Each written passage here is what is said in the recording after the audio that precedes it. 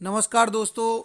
आज हम बात करने वाले हैं अफ़गानिस्तान के बारे में और बात करेंगे अफ़गानिस्तान का प्राचीन नाम क्या था, कब अफ़गानिस्तान स्वतंत्र हुआ और कौन से धर्म के मानने वाले लोग वहाँ पर ज़्यादा हैं, उसका इतिहास क्या है, भौगोलिक स्थिति क्या, बहुत सारे विषयों पर बात करेंगे।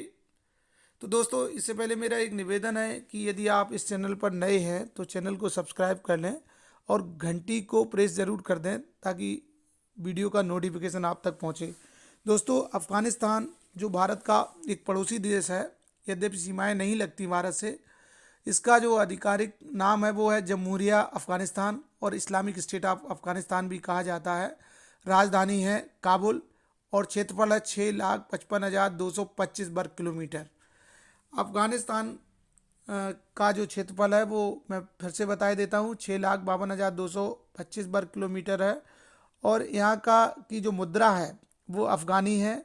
धर्म को मानने वाले अधिकांशतः इस्लाम धर्म को मानने वाले हैं, जिनमें सुन्नी मुस्लिम 84% हैं और शिया मुस्लिम 15%, 1% में अन्य आते हैं।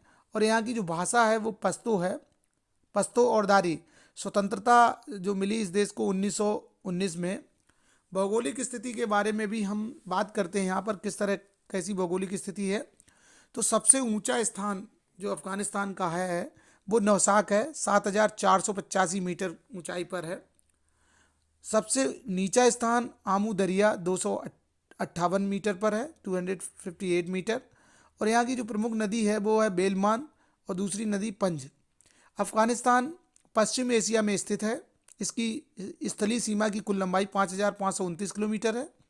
इसकी सीमाएं उत्तर में तुर्कमेनिस्तान से 744 किलोमीटर और उज्बेकिस्तान से 137 किलोमीटर और तजाकिस्तान से 1,206 किलोमीटर, पूर्व में चीन से 76 किलोमीटर, दक्षिण तथा पश्चिम में पाकिस्तान से 2,430 किलोमीटर से मिलती हैं। सबसे ज़्यादा सीमाएं जो जुड़ी हुई हैं अफ़गानिस्तान की वो पाकिस्तान से हैं, 2,430 किलोमीटर। यहाँ की जलवायु मरुस्थलीय है। यहाँ का वार्षिक तापमान बहुत अधिक है, वर्षा कम होती है, सर्दियों में हिमपात अधिक होता है और ठंड भी बहुत होती है। देश का एक चौथाई भाग पर्वतीय और उत्तरी भाग मैदानी, जबकि दक्षिणी पश्चिमी भाग मरुस्थलीय है। और जनसंख्या की दृष्टि से यहाँ का सबसे बड़ा जो शहर है वो काबुल है। शासन व्यवस्था के बारे में यदि हम बात करें तो अफ़गानिस्तान में शासन 10 सदस्यीय परिषद, जिसे रूलिंग काउंसिल कहा जाता है, के द्वारा किया जाता है और इसका अध्यक्ष होता है राष्ट्रपति। राष्ट्रीय व्यवस्थापिका का दूसरा सदन बृहत परिषद, जिसे ग्रैंड काउंसिल कहते हैं, होता है। इस तरह यहाँ की शासन व्यवस्था है। और सदस्यता अफ़गानिस्तान ने ले रखी है संयुक्त राष्ट्र संघ की, यूएनओ जिसे कहते हैं, एशिया विकास बैंक एडीबी और आर्थिक सहयोग संगठन ईसीओ और कोलंबो योजना और मुस्लिम राष्ट्रों के संगठन ओआईसी का सदस्य अफ़गानिस्तान है।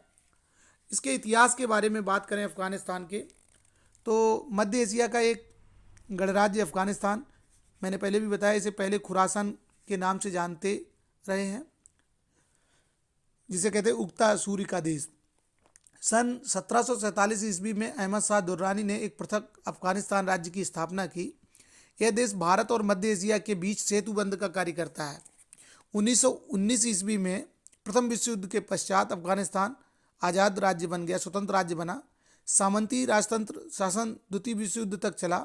1973 में राजतंत्र की समाप्ति हो गई और एक गणराज्य की स्थापना हुई। सोवियत संघ की सेनाएं 1979 से 1988-89 ईस्वी तक यहाँ रहीं और 1986 में नजीबुल्लाह राष्ट्रपति बने। एक फरवरी 1989 ईस्वी को नजीबुल्लाह ने एक सैन्य शासन स्वरूप को मुजाहिद, जिन्हें इस्लामी लड़ाकू कहा जाता है, ने कड़ी टक्कर दे दी, जिसके फलस्वरूप 1992 ईस्वी में नजीबुल्लाह को त्यागपत्र देना पड़ा। 1994 ईस्वी में एक नए इस्लामिक आंदोलन, जिसे बाद में तालिबान कहा गया, का उदय हुआ, जिसका मुख्य समर्थक देश पाकिस्तान था। 1986 ईस्वी में तालिबान ने काबुल के पूर्वी भाग पर अधिकार जमा लिया और पूर्व राष्ट्रपति नजीबुल्लाह को उनके भाई के साथ फांसी पर लटका दिया। तालिबान ने अफ़गानिस्तान को मुस्लिम राज्य घोषित किया। 1997 ईस्वी में अल्पसंख्यक ताजिक काबुल में एक शक्ति बनकर उभरने लगे। संयुक्त राष्ट्र संघ का शांति प्रयास 1998 में फेल हो गया और लड़ाई फिर से भड़क उठी। मार्च में तालिबान ने बामियान में महात्मा बुद्ध की विशाल प्रतिमाओं को जो विश्व धरोहर थीं उन्हें विस्फोट से तोड़ दिया। नवंबर 2001 में उत्तरी गठबंधन में अमेरिका के सहयोग से तालिबान सरकार को उखाड़ फेंका गया। अफगानिस्तान के पूर्व महाराजा मोहम्मद जहीर शाह 29 वर्षों के निर्वासन के बाद 18 अप्रैल 2002 को स्वदेश लौटे। जून महीने में हामिद करजई साहब को अफगानिस्तान का राष्ट्रपति बना दिया गया और उन्होंने दुनिया के अन्य देशों की भांति ही दुनिया के सारे देशों से अफगानिस्तान से मित्रता और सहयोग की अपेक्षा की और राष्ट्रपति का भार ग्रहण किया। दोस्तों, ये थी अफगानिस्तान से संबंधित जानकारी। अच्छी लगी हो जानकारी तो शेयर करें, कमेंट्स करें। वीडियो देखने के लिए धन्यवाद।